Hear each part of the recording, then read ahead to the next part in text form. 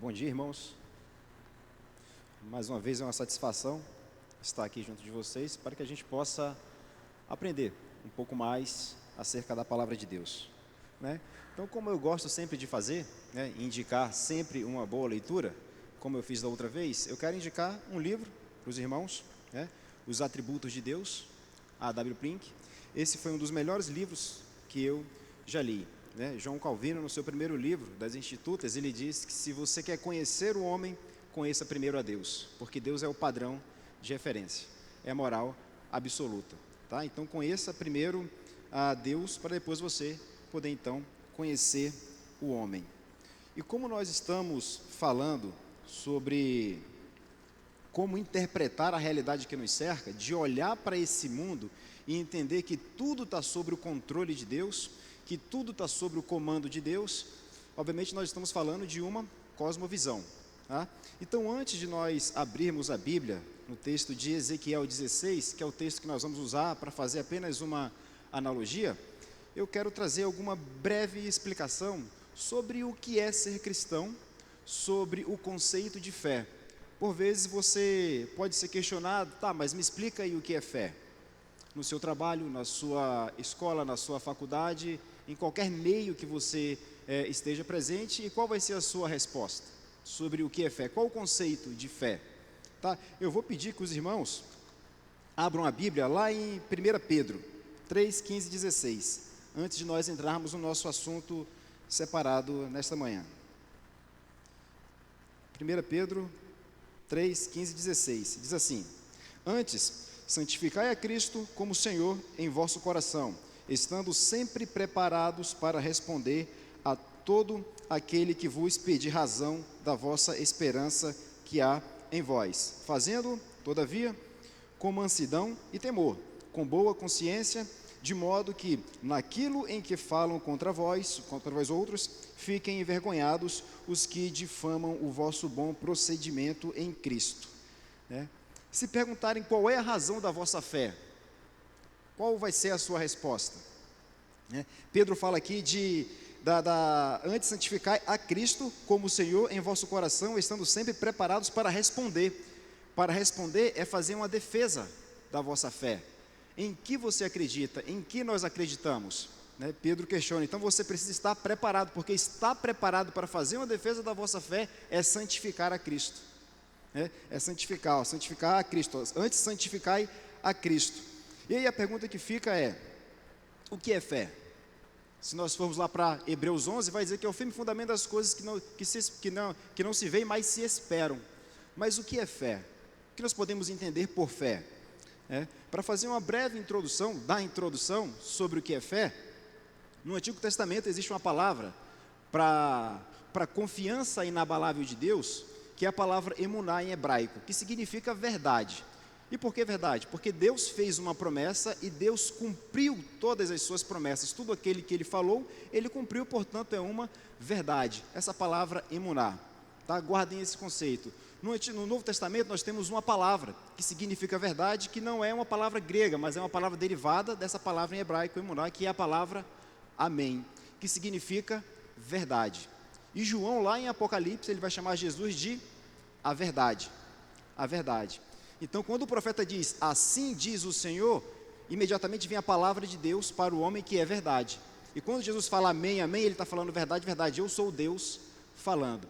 Se lá no Antigo Testamento é uma confiança inabalável na promessa que Deus fez, no Novo Testamento nós temos essa promessa cumprida. Então, quando Pedro questiona qual é a razão da vossa fé, você consegue defender, você consegue entender tudo isso que Deus fez, a promessa que Ele fez, a promessa que Ele cumpriu ao longo do tempo, e a promessa que no Antigo Testamento era uma promessa, agora ela está em carne no Novo Testamento. Você consegue fazer essa defesa da vossa fé? Então, fé é entender tudo o que Deus fez ao longo da história por nós, na pessoa de Cristo Jesus. Entender quem nós éramos, quem nós nos tornamos e fazer essa defesa. E veja que isso é tão importante nós entendermos essa realidade, porque é com essa realidade que nós vamos, é com essa visão cristã que nós vamos interpretar a realidade. No Antigo Testamento, lá em Deuteronômio 6, na lei de Moisés diz, amai o Senhor teu Deus de toda a tua alma, de toda a tua força e de todo o teu coração. Quando Jesus no Antigo Testamento fala isso, ele acrescenta uma outra palavra, de todo o teu entendimento, né? Esse entendimento diz respeito por meio da tua mente, da tua consciência. Você entende o que é fé, você entende o que Deus fez por você? Então, é nesse sentido, tá? E agora, só para a gente ir para o nosso texto, só queria fazer essa introdução da introdução. A gente vai abrir lá em Ezequiel 16. Peço que você abra a sua Bíblia em Ezequiel 16. É um texto um pouquinho longo, mas eu preciso fazer essa leitura para a gente poder ter aqui uma clareza sobre o que nós vamos tratar hoje. Ezequiel 16. Diz assim: veio a mim a palavra do Senhor dizendo: filho do homem, faze conhecer Jerusalém as suas abominações, e dize: assim diz o Senhor a Jerusalém: a tua origem e o teu nascimento procedem da terra dos cananeus. Teu pai era amorreu, a tua mãe é Teia.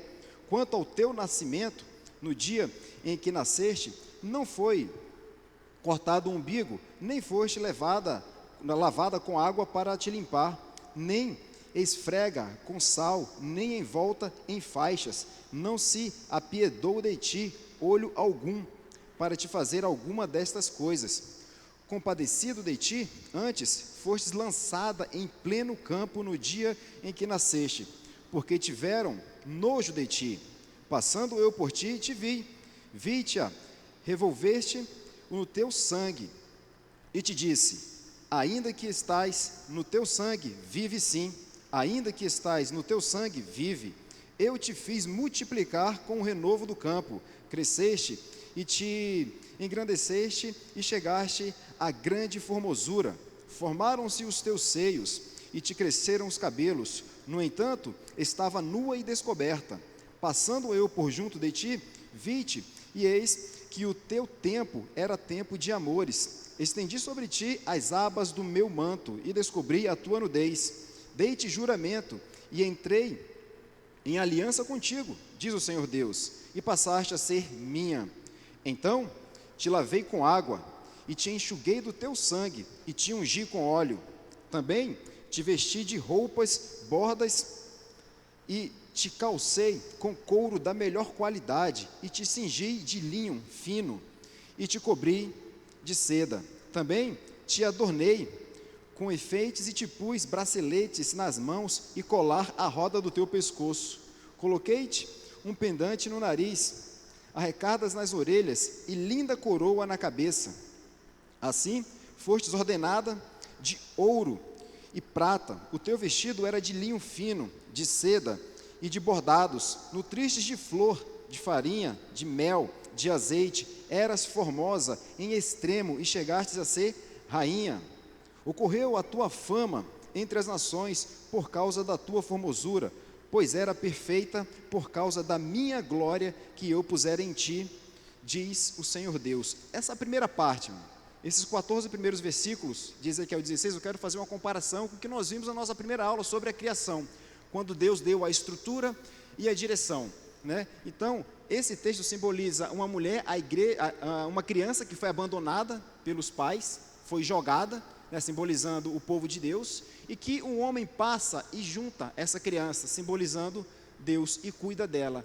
Então Deus, fazendo essa comparação, eu não vou fazer a exposição do texto, eu quero que os irmãos entendam como uma comparação apenas, tá? Então Deus criou todas as coisas, deu a estrutura e a direção. Agora veja o que vai acontecer a partir do versículo 15.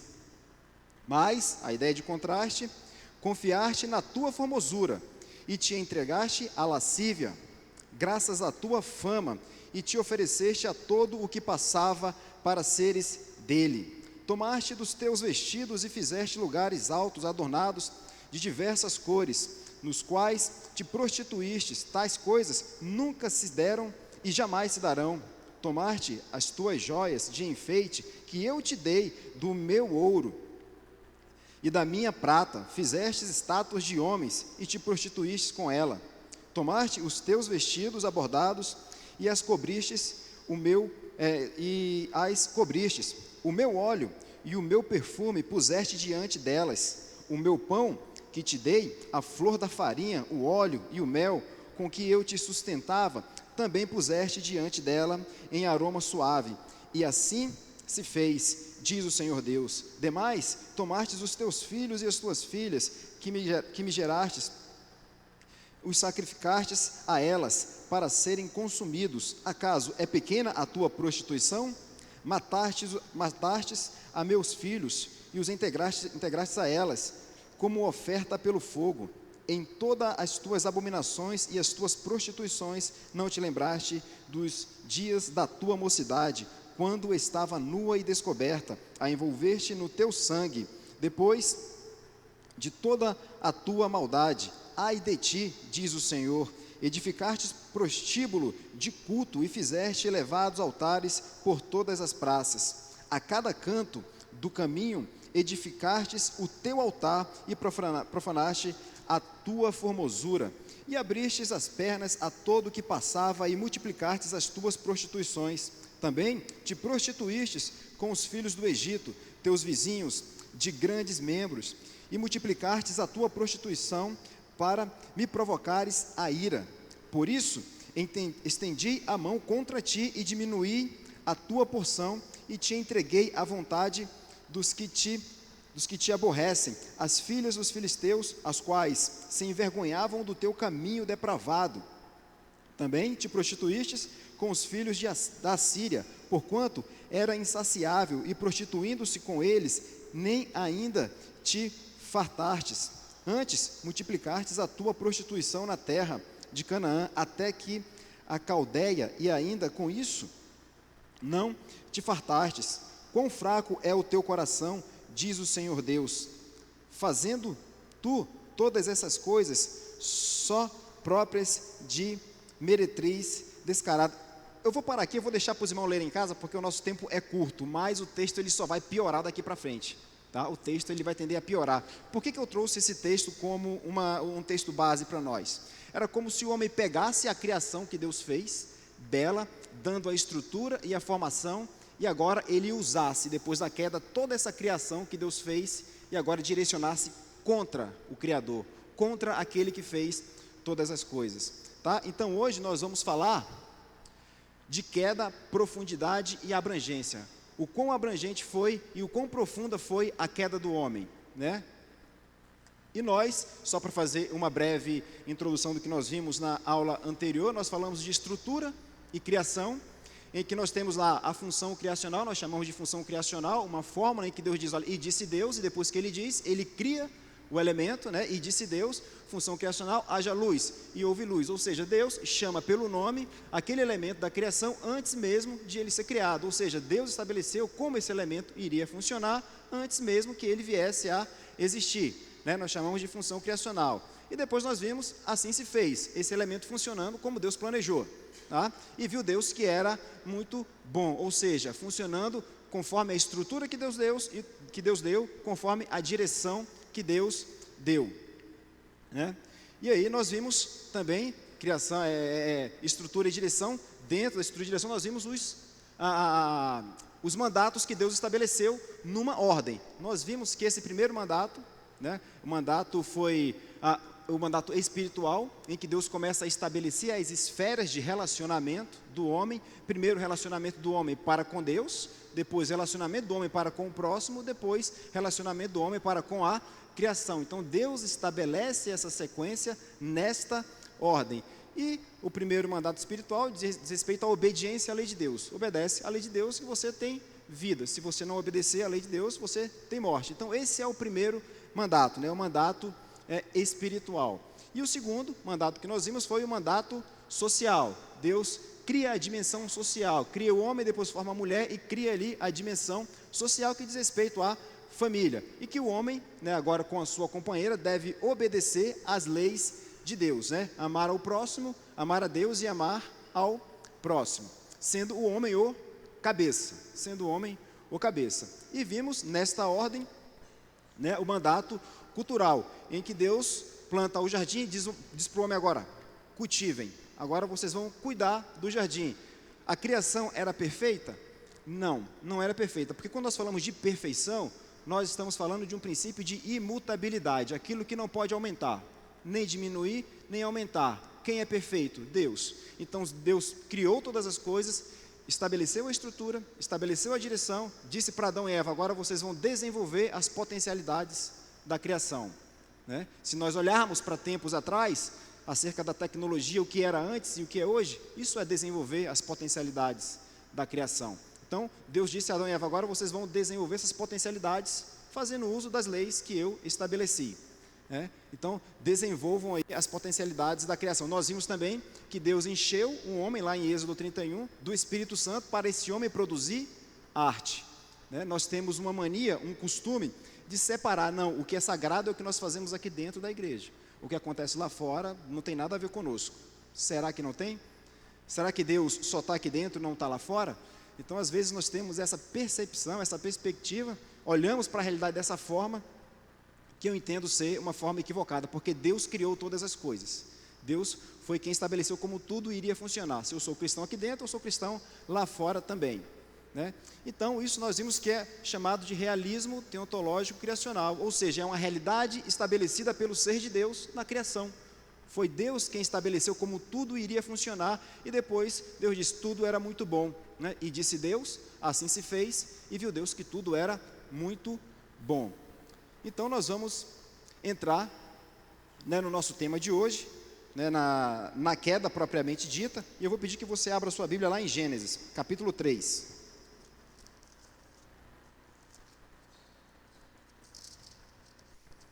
Gênesis capítulo 3, vamos ler de 1 até o 6. Diz assim: mas a serpente, mais sagaz que todos os animais selváticos que o Senhor Deus tinha feito, disse à mulher: é assim que Deus disse: não comereis de toda a árvore do jardim. Não comereis de toda a árvore do jardim? Respondeu-lhe a mulher: do fruto das árvores do jardim podemos comer, mas do fruto da árvore que está no meio do jardim, disse Deus: dele não comereis, nem tocareis dele, para que não morrais. Então a serpente disse à mulher: é certo que não morrereis, porque Deus sabe que no dia em que dele comerdes, se vos abrirão os olhos, e, como Deus, sereis conhecedores do bem e do mal. Vendo a mulher que a árvore era boa para se comer, agradável aos olhos, e árvore desejável para dar entendimento, tomou-lhe do fruto, e comeu, e deu ao marido, e ele comeu. Veja, se na ordem criacional Deus estabeleceu as esferas de relacionamento, naquela ordem: primeiro, relacionamento com Ele, né, a obediência à lei; segundo, relacionamento com a sua esposa; e terceiro, relacionamento com a criação. Nesta ordem, o que acontece agora aqui na queda, né? Quem primeiro é obedecido na queda? A serpente, né? A serpente, né, simbolizando Satanás, ela é ouvida, ou seja, o homem não obedeceu a primeira esfera de relacionamento, que era o relacionamento dele com Deus. Ele desobedeceu a Deus. Desobedecer a Deus é desobedecer as leis de Deus. Então, o homem, ele inverte a ordem dos mandatos. Quem foi ouvido primeiro? Satanás. E se o homem, ele era o cabeça da relação, quem foi que ele ouviu? A mulher, que era auxiliadora. Ou seja, ele não agiu como cabeça. Ouviu Satanás, a criação, o homem e a mulher ouviram Satanás, não obedeceram a Deus, e no segundo mandato, que era o homem para ser o cabeça, quem foi a cabeça? A mulher. Os papéis se inverteram. E acerca do mandato cultural agora, que era para cultivar o jardim, a terra se tornou maldita. Ou seja, se havia uma ordem que Deus estabeleceu nas esferas de relacionamento, agora na queda essa ordem ela é invertida. E por conta dessa inversão, castigo vem não só sobre o homem, não somente sobre Adão, mas também sobre a criação. Ou seja, a maldição que recaiu, não recaiu somente sobre Adão, mas a todos aqueles que Adão representava. A todos aqueles que Adão representava. Então nós temos essas esferas de relacionamento com a ordem invertida, tá? A ordem é invertida. Vamos ver lá em Gênesis 3,17. Diz assim: e Adão disse: visto que atendestes a voz da tua mulher, ou seja, inverteu, né, e comestes da árvore que eu te ordenara não comesses, maldita é a terra por tua causa. Em fadiga obterás dela o sustento durante os dias da tua vida. Ou seja, quem foi o único que não foi ouvido ali? Foi Deus. Foi Deus. Deus não foi ouvido. Isso trouxe, como eu disse, consequências não somente a Adão e a Eva, mas como toda a criação. Vamos ver lá em Romanos 8. Romanos 8, 20 e 22.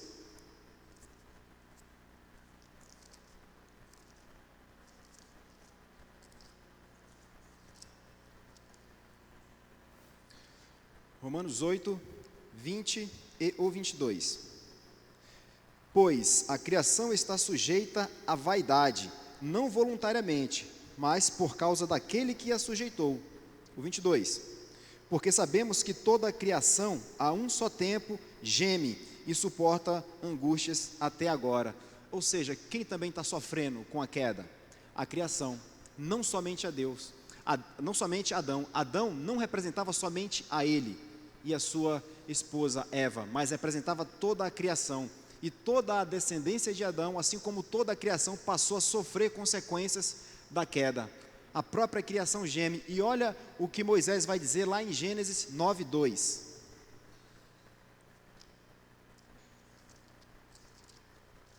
Gênesis 9, 2.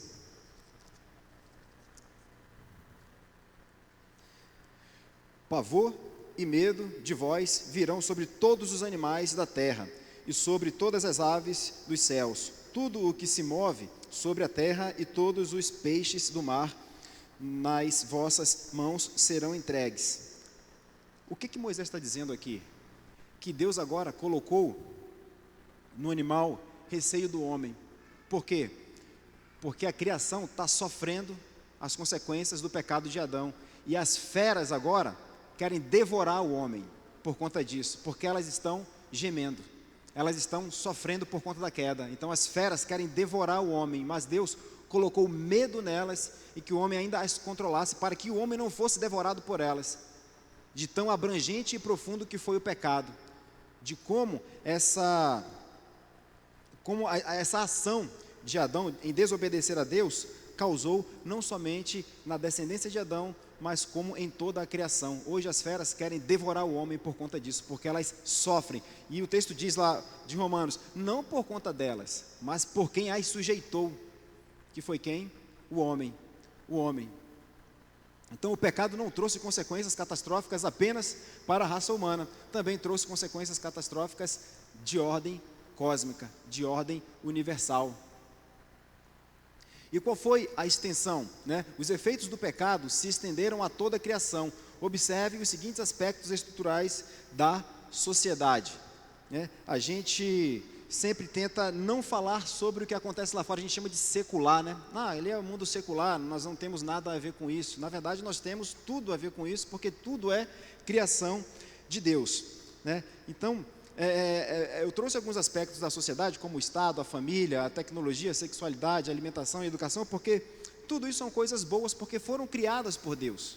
Foram criadas por Deus. E apesar de a estrutura ter sido mantida, a direção, ela foi tomada. Aquele texto que nós vemos em Ezequiel, só para fazer uma simbologia, é como se Deus, que catou aquela criança, pegasse a criação, dasse a estrutura, a ordem, e depois da queda o homem pegasse tudo aquilo que Deus fez agora e direcionasse contra Deus, porque desobedecer a lei de Deus é você ir contra Deus. Então quando Adão desobedece, ele está indo contra Deus, é pegar a bela criação de Deus e direcionar agora contra esse próprio Deus.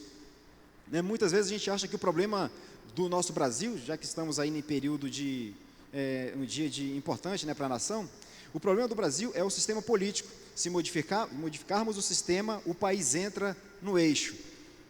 Quer dizer, o problema é o sistema ou são as pessoas? Quando nós dissemos que o problema é o sistema, é a estrutura, o problema é isso ou é aquilo, nós estamos despersonalizando o problema. Porque o problema não é o sistema, não é a estrutura, mas o problema são as pessoas. Não adianta você mudar um sistema, mudar uma estrutura, se as pessoas são as mesmas.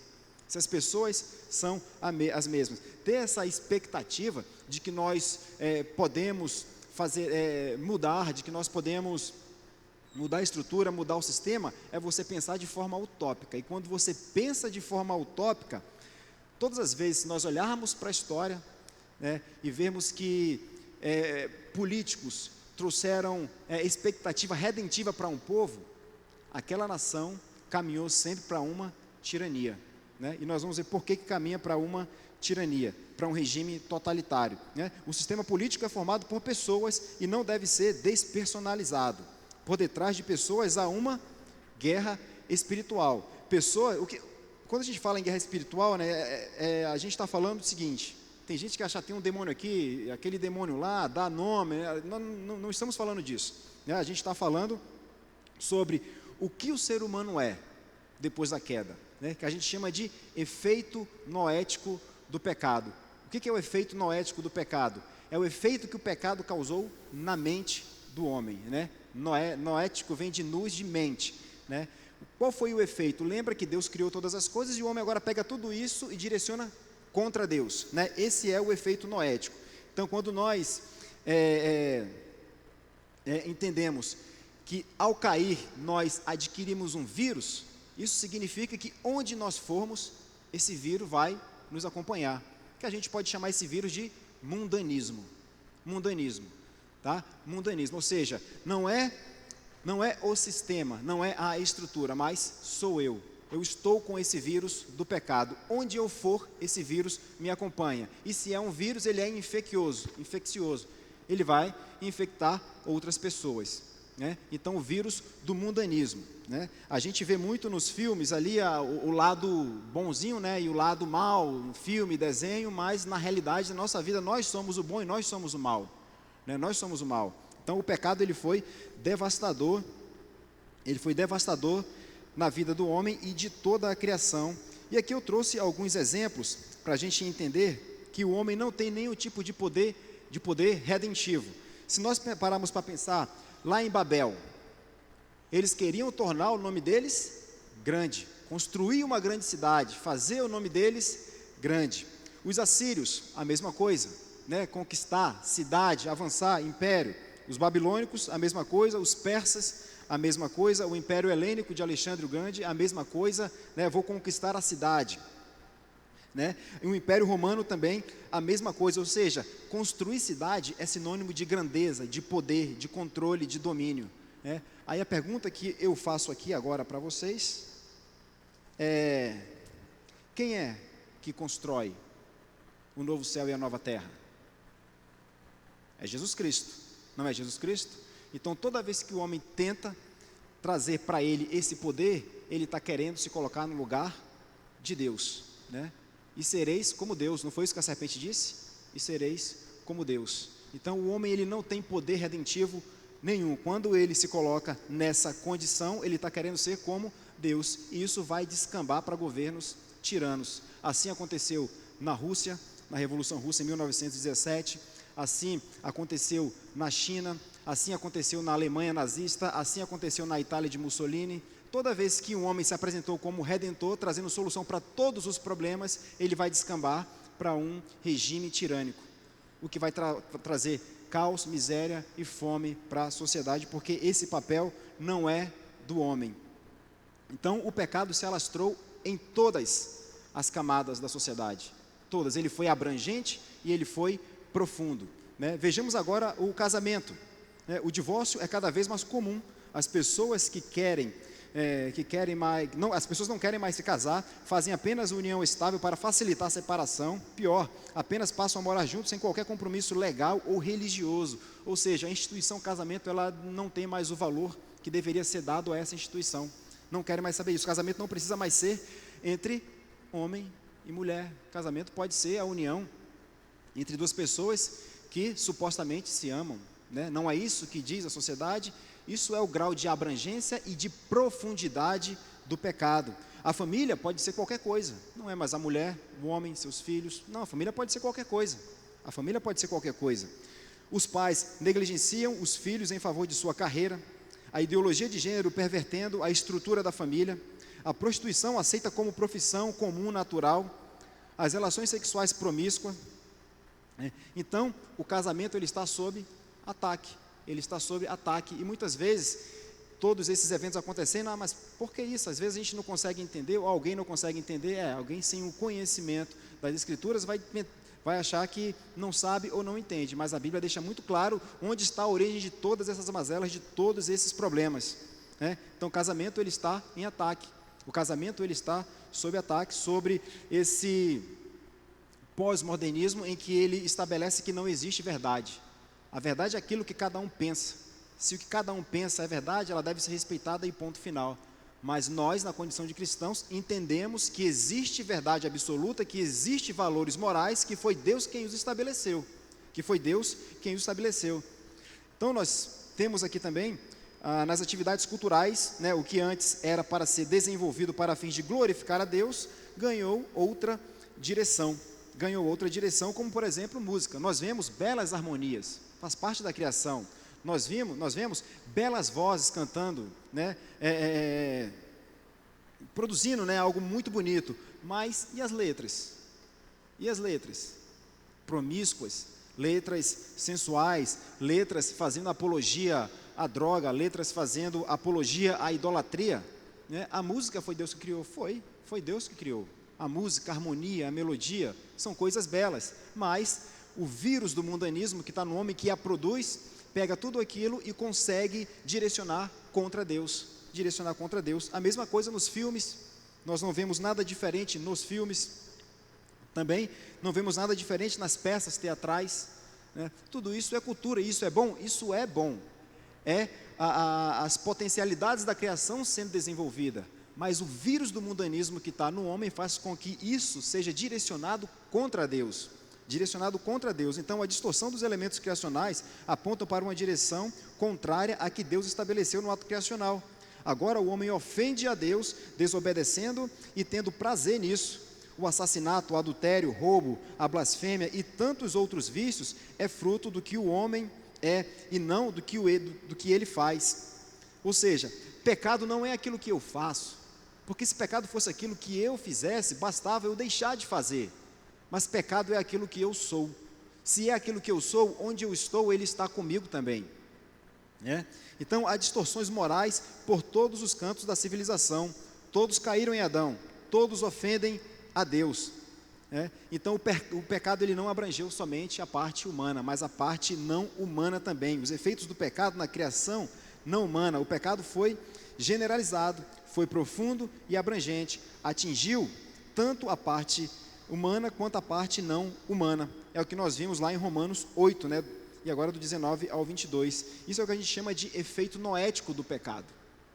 O efeito na mente, né? Noético de nus, de mente, o efeito na mente. Nós temos esse vírus chamado pecado, chamado mundanismo, que não importa onde nós estejamos, ele vai estar conosco. Então, o pecado ele foi abrangente e ele foi profundo dentro da civilização, dentro da sociedade, em todos os elementos da criação, né? Então não adianta nós acharmos que o problema é o sistema, que o problema é a estrutura. Não, o problema somos nós. Nós não devemos despersonalizar o pecado. O pecado fez com que nós agíssemos de forma demoníaca. O que é agir de forma demoníaca? É ter a mentalidade de Satanás, pegar tudo e dirigir contra Deus, né? Então o pecado provocou esse efeito abrangente e profundo. Agir de forma satânica é ter a mentalidade de Satanás, e foi isso que o pecado provocou. Não foi isso que Satanás fez com Eva? Na conversa, na mente dela, no entendimento dela, fez com que ela distorcesse tudo e invertesse as ordens dos mandatos de Deus. Ela inverteu a ordem. Não foi isso que Satanás fez na mente dela? E hoje nós sofremos desse efeito pecaminoso. Então o pecado ele foi profundo e ele foi abrangente, né? E o nosso terceiro ponto, sobre os efeitos do pecado. Quando nós olhamos para o efeito do pecado, o que ele provocou na sociedade, nós pensamos, poxa, mas Deus merecia acabar com tudo. Deus, por justiça, tinha que nos condenar e acabou. Vocês não têm relacionamento comigo, eu sou o padrão, o meu padrão é absoluto e perfeito, vocês não têm como se relacionar comigo. Mas Deus não fez. Deus fez uma promessa de redenção a Adão. E aí esse seria o terceiro ponto da nossa história, né, dessa história da civilização, mas a gente vai falar dele mais adiante, tá? nós temos o que chamamos de graça conservadora ou graça comum. Deus não permitiu que os efeitos do pecado modificassem a estrutura. Mudou a direção, a estrutura se manteve. Quando nós falamos de direção, a direção diz respeito à obediência às leis morais de Deus. Essa é a direção. Depois da queda, essa direção ela foi invertida. Se aqui é para eu obedecer e era para vir nessa direção, o homem agora não obedece mais, ele vai na direção contrária em desobedecer a Deus. Ou seja, a direção, depois da queda, ela foi modificada, ela foi alterada. Mas a estrutura diz respeito às leis naturais da criação. Veja, vamos pensar numa família desestruturada. Aí o filho ou a filha sai de casa e encontra um abrigo na casa de um amigo ou de uma amiga, né? Aquele amigo o acolhe ou a acolhe e começa a cuidar, eles começam a ter um relacionamento. O que esse homem ou essa mulher vai dizer? Poxa, eles são como a minha família. Eles são como a minha família. Isso é o quê? A estrutura mantida. Apesar da direção modificada que provocou a desestabilidade na família, a estrutura foi mantida, porque está lá dentro, está no HD, né? Está lá escrito, lá no coração. Não, a família ela existe, né? Então está lá o senso de família, né? Poxa, aqui é a minha família, a estrutura está mantida, mas o pecado ele foi direcionado. Então o pecado não tem poder de arruinar a criação, a obra das mãos de Deus. Apesar de o pecado ter introduzido uma nova dimensão à ordem criada, ele não abalou a estrutura, né? Então isso, por não ter abalado a estrutura, a gente chama de graça comum ou de graça conservadora. Em todos os aspectos da sociedade, vemos a graça de Deus, e vemos em bons filmes, bons livros, boas peças de teatro, boas músicas, boas pinturas, bons governos e etc.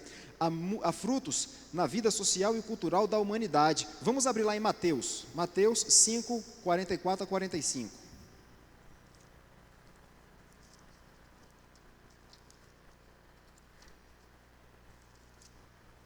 Mateus 5, 44, 45. Diz assim: Eu, porém, vos digo, amai os vossos inimigos e orai pelos que vos perseguem, para que vos torneis filhos do vosso Pai Celeste, porque Ele faz nascer o sol sobre maus e bons, e vir chuva sobre justos e injustos. Ou seja, graça comum de Deus, Ele faz o sol nascer para bons e maus. E aqui quando a gente fala bom e mal, não é que existe homem bom, não. Quando fala bom, diz respeito a aquele que foi alcançado pela graça de Deus, aquele que foi regenerado. Esse é o homem bom, né? Porque todos nós somos maus, mas Deus faz o sol nascer sobre os justos e os injustos, faz o sol nascer, faz a chuva cair sobre os justos e os injustos, né? Obra da graça comum de Deus. Lucas 6, 35 ao 36. Lucas 6, 35 ao 36. Amai, porém, os vossos inimigos, fazei o bem e emprestai, sem esperar nenhuma paga. Será grande o vosso galardão, e sereis filhos do Altíssimo, pois Ele é benigno até para com os ingratos e maus. Sede misericordiosos, como também é misericordioso o vosso Pai. Deus teve misericórdia, né? Sede benigno para com os ingratos e maus. Deus poderia muito bem ter condenado toda a raça humana, porque o homem não cumpriu as exigências que Deus estabeleceu, que era o cumprimento naquela ordem dos mandamentos que Ele estabeleceu, né? Mas Ele teve misericórdia. Quando Ele teve misericórdia, Ele estabeleceu: olha, a minha graça não salvífica vai estar sobre os maus também, né? Existem homens e mulheres não salvas em Cristo Jesus que produzem boas coisas? Sim. E são felizes? Sim. Porque a graça comum de Deus está sobre eles também, a graça conservadora. Pode não estar a graça salvífica, mas a graça conservadora, a graça comum, sim, está. Atos 14, 16 e 17.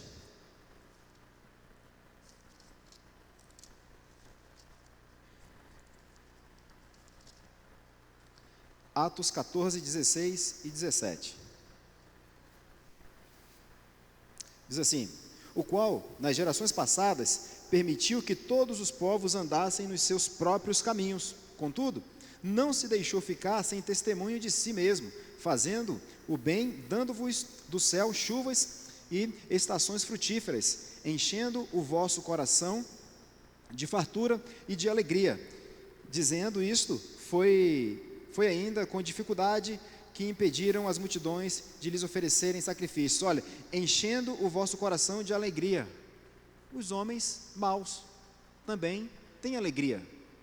A Bíblia está dizendo que eles têm alegria. Isso é fruto da graça comum, da graça conservadora de Deus, né? Então a graça conservadora de Deus faz com que a estrutura da criação seja mantida. A estrutura é mantida. E o ímpio também é capaz de produzir coisas boas. Mas essas coisas boas estão contaminadas com o vírus do mundanismo.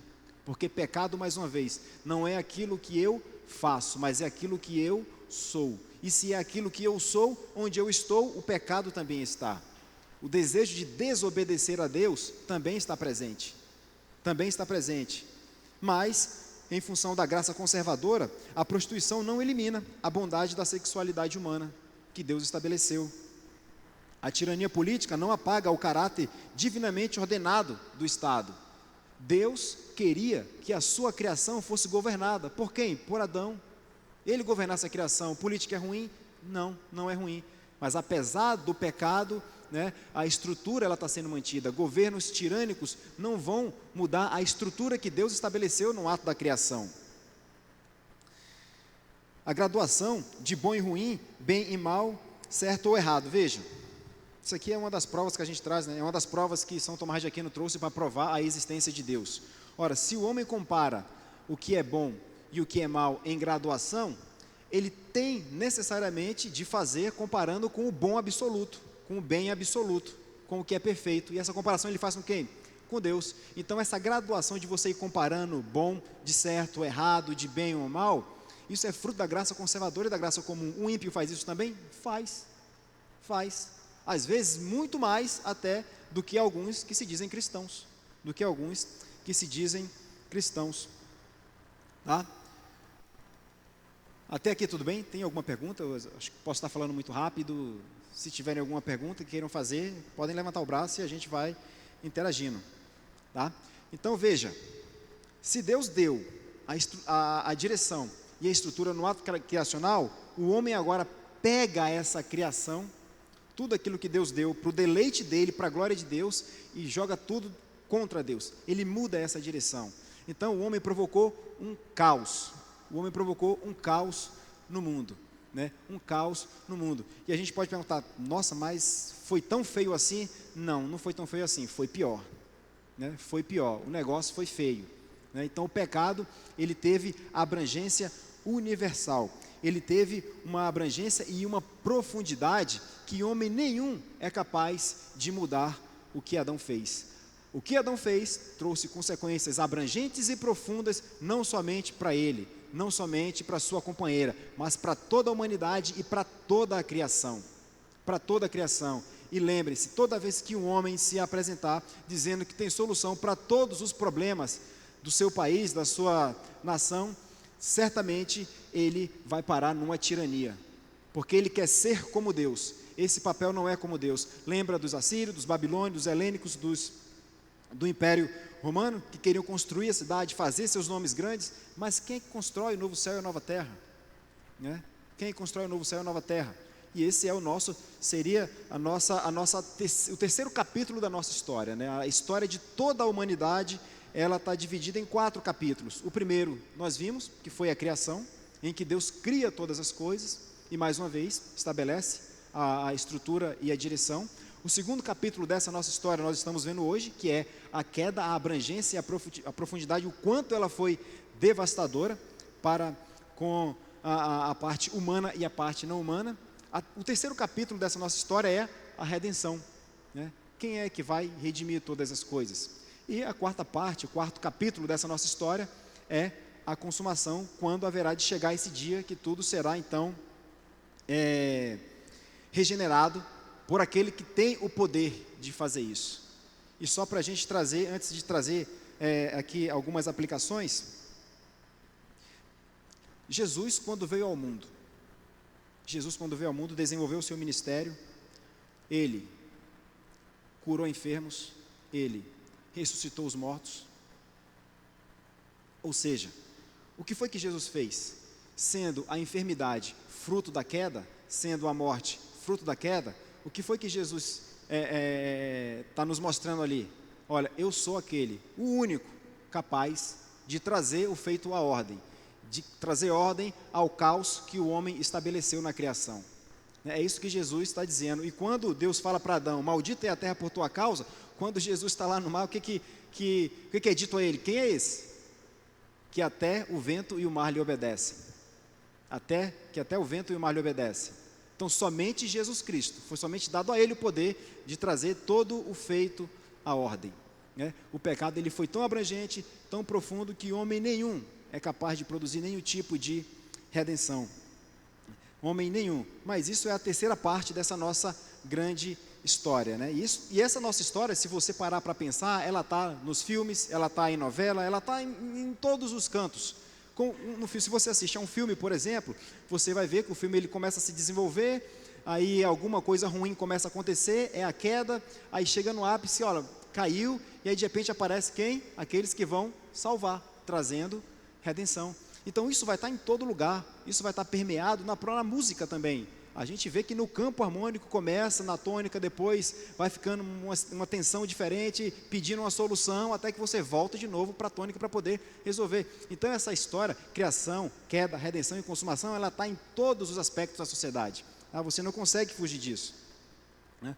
E agora eu quero trazer 2 pontos, 2 aplicações que nós podemos fazer para o nosso dia a dia, né? Ou seja, sabemos que o pecado foi abrangente e ele foi profundo, ele foi devastador, mas Deus, com sua graça comum, não permitiu que tudo fosse destruído, mantendo a estrutura, apesar de o homem ter modificado a direção. Então abra lá em Mateus 5,13.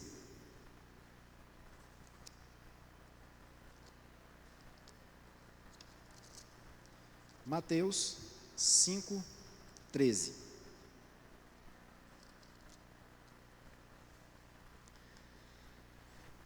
Vai dizer assim: vós sois o sal da terra.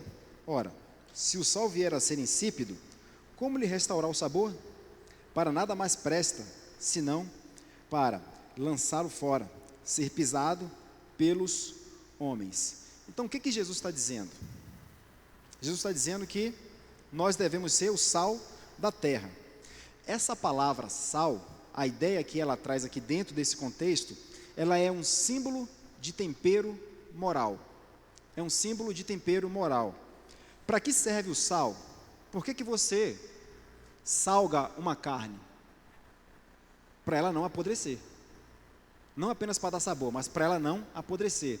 Ou seja, ser o sal da terra é nós entendermos que nós temos a obrigação, nós temos a missão de não deixar apodrecer aquilo que tem tendência a apodrecer. Que por conta da queda, todo o mundo está numa degeneração. E quando Jesus Cristo veio e nos reconciliou com o Pai por meio da sua obra, Ele disse: olha, vocês são o sal da terra, vocês não vão permitir que isso se degenere moralmente. E nós estamos falando de valores morais. Quando nós falamos de valores morais, nós estamos falando da lei moral de Deus, dos 10 mandamentos. É sobre isso que nós estamos falando. Então quando Jesus fala, vocês são o sal da terra, vocês são os responsáveis para não deixar apodrecer aquilo que tem tendência a apodrecer por conta do pecado que foi profundo e abrangente em toda a raça humana. É isso que Jesus está ensinando. Então, o que eu quero trazer com isso? Que você não pense como um revolucionário, mas pense como um reformista. O que isso significa? Quando nós pensamos como um revolucionário, nós pensamos em destruir tudo e começar do zero.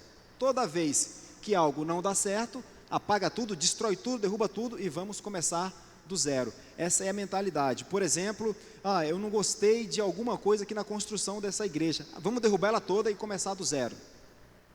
Você está querendo ser um redentor, trazer o feito à perfeição, trazer a criação à perfeição. Isso não é obrigação sua, você não vai conseguir fazer isso. Então como é que você pensa? Pensa como um reformista. Eu não gostei da cor daquela parede, então eu vou reformar aquela parede. as coisas, você ser o sal da terra é você pensar que você não vai modificar, mas você vai trazer um tempero moral, você vai fazer com que aquilo que tem tendência a apodrecer, não apodreça, não apodreça. Então você tem que funcionar como um reformista e não como um revolucionário, querer destruir tudo, querer acabar com tudo e começar do zero, porque você nunca vai conseguir, nunca vai conseguir. Quando você pensa como um revolucionário, você está pensando como se fosse Deus, trazendo todo o feito da ordem. Nem Jesus Cristo, veja só, abra a Bíblia lá em Colossenses 1:20. Colossenses 1:20.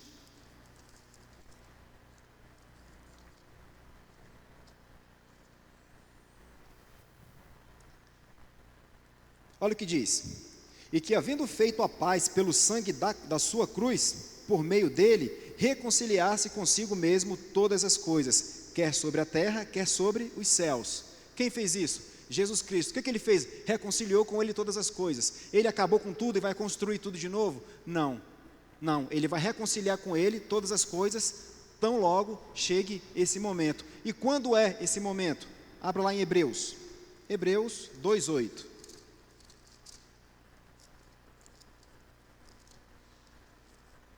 Hebreus 2:8.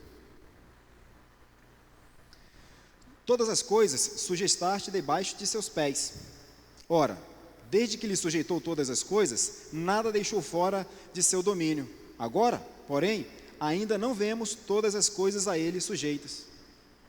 Se nós temos a graça comum, a graça conservadora, mas ainda assim nós percebemos o efeito noético do pecado abrangente e profundo, mas a morte de cruz fez com que ele reconciliasse com ele todas as coisas. O que nós vemos aqui o autor de Hebreus falando? Olha, ainda não chegou o momento, mas vai chegar o momento. Tudo já está sob o controle e domínio dele, como sempre teve, desde a eternidade. Mas vai chegar o momento em que todas as coisas vão estar sujeitas a ele, para que ele possa então restaurá-la. Então não vai ser uma destruição e vai começar do zero. Então não pense como um revolucionário, pense como um reformista, pense como você sendo sal no seu trabalho, na sua faculdade, onde quer que você esteja. Sal no sentido de moral, tempero moral, tá? Então não foi dado a você o papel de redentor, essa função é de Cristo. Mais uma vez, toda vez que os homens pensam que são redentores, eles querem ser como Deus, e querendo ser como Deus, eles vão descambar para uma tirania. É o que a gente diz o seguinte: os meios, eles sempre vão importar, né? Tem uma frase que diz, olha, os meios justificam o fim, né? Os meios, eles não justificam o fim. Os meios não podem justificar o fim, porque senão você vai fazer qualquer coisa. Você vai fazer qualquer coisa para você poder atingir determinado ponto. Pode falar.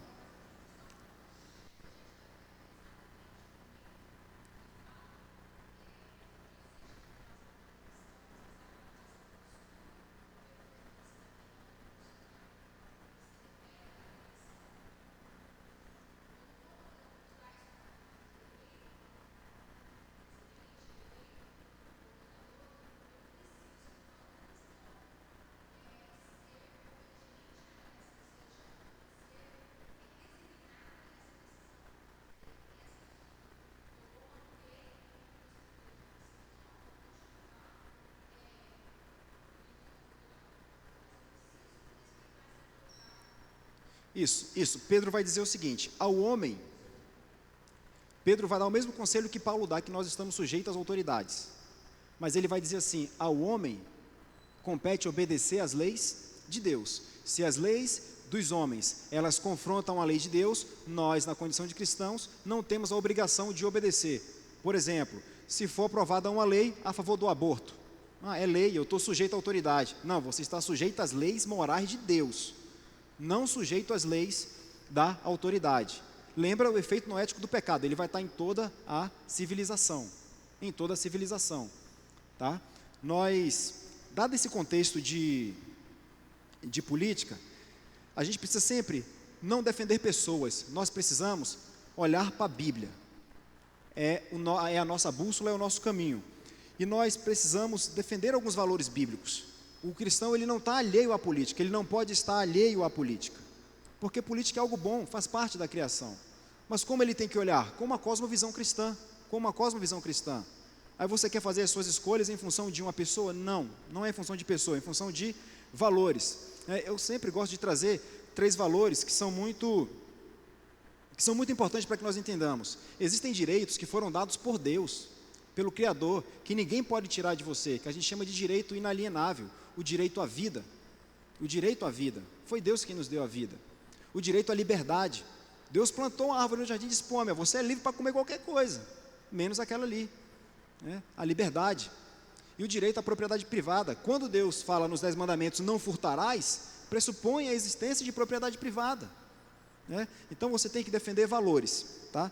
Defender valores. Então, para a gente poder finalizar, e eu vou abrir para os irmãos, para que possam aí fazer pergunta ou comentários, nós não devemos pensar como revolucionários, nós somos o tempero moral da sociedade. Apesar de a sociedade ter caído em desgraça por conta do pecado, de ele ter sido profundo, de ele ter sido abrangente, Deus ainda em sua infinita misericórdia nos deu a sua graça comum, nos deu a sua graça salvífica também, tá? São esses 2 pontos, mas eu quero falar aqui da graça comum ou graça conservadora, tá? E nós, como salvos em Cristo Jesus, devemos ser sal, e sal diz respeito a tempero moral, não deixar aquilo que tem tendência a apodrecer.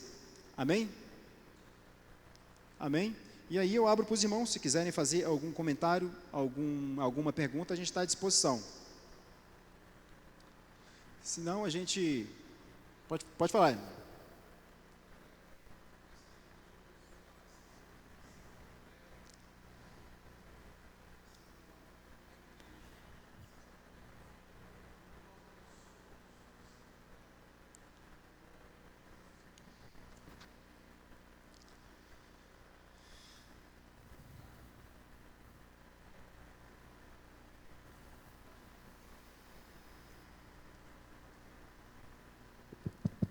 Pronto.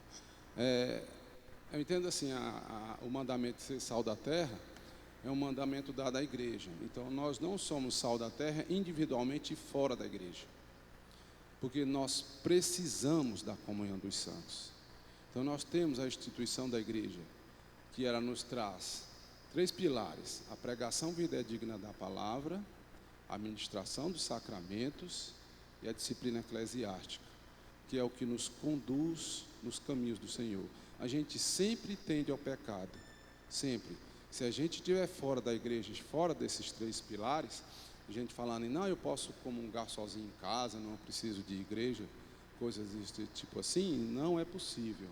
Porque se você se afasta da igreja, você se afasta de Deus, se afasta do corpo de Cristo, e a tua tendência vai ser quanto mais pecar. Então, assim, você acaba não sendo mais o sal da terra, se você não comunga ou não caminha junto com a igreja, porque você não vai conseguir sozinho. É preciso da comunhão dos santos. Eu preciso que o meu irmão esteja do meu lado e diz: olha, cuidado com essa questão, isso está complicado para você. E você vem ali corrigindo a tua ação dentro dos caminhos do Senhor, né? E a gente ter, sobretudo, né, o nosso conselho que nos conduz nas disciplinas. É importante isso, sabe? Se você entrou em pecado, a gente tem um conselho que vai nos regular, de forma que a gente vai entrar no caminho. Se a gente tenta viver fora da igreja, nós não vamos conseguir ser sal da terra, se não tivermos disciplina eclesiástica, pregação fidedigna da palavra e a ministração dos sacramentos, junto com nossos irmãos na caminhada cristã. O que o irmão está dizendo é que a ovelha fora do rebanho está susceptível ao ataque do lobo, né? Então nós temos que estar junto com o corpo de Cristo. Se você está junto do corpo, se você está fora do corpo, você tem menos chance de ser sal e está mais susceptível ao ataque do lobo. Se você está no corpo, é uma verdade, sim, é uma verdade. Se você está junto com o corpo, você está fortalecido junto com o rebanho, suportando um ao outro. Eu acho que foi isso que o irmão quis dizer, né? Amém. Mais alguma coisa? Se não tiver, nós vamos orar, agradecendo a Deus por esse momento, e que por meio do Santo Espírito dele nós possamos então sermos sal da terra e a luz do mundo. Amém? Senhor nosso Deus e nosso Pai, nós somos gratos a Ti, Senhor, por tudo que Tu tens feito, pela Tua bondade, por tua graça comum sobre todos, por tua graça salvífica. Nós somos gratos a Ti pelo nosso Senhor e Salvador Jesus Cristo, pelo qual nós fomos reconciliados contigo, Pai. Mesmo após os efeitos do pecado, que foi devastador, que foi profundo, que foi abrangente em toda a criação, tanto humana quanto não humana, Tu ainda assim teve misericórdia de nossas vidas, Pai. E nós somos gratos a Ti por isso, Deus. Te peço que por meio do Teu Santo Espírito, o Senhor possa tocar em cada coração aqui presente, a quem nos assiste, e que nós possamos entender, Deus, entender que, como sal, nós precisamos ser Teu embaixador onde quer que nós estejamos, seja no trabalho, seja nas universidades, seja em qualquer lugar, Pai. Não, eu te peço que o Senhor abençoe cada um que está aqui presente, que o Senhor possa estender essa bênção aos familiares e que nós possamos logo mais à noite estarmos reunidos como igreja para ceiar junto contigo, Deus. Então nós te agradecemos por esse momento e muito felizes ficamos porque sabemos que Tu estás no controle de todas as coisas e não há nada que esteja fora do Teu controle. É no nome do nosso Senhor e Salvador Jesus Cristo que mais uma vez nós te agradecemos. Amém.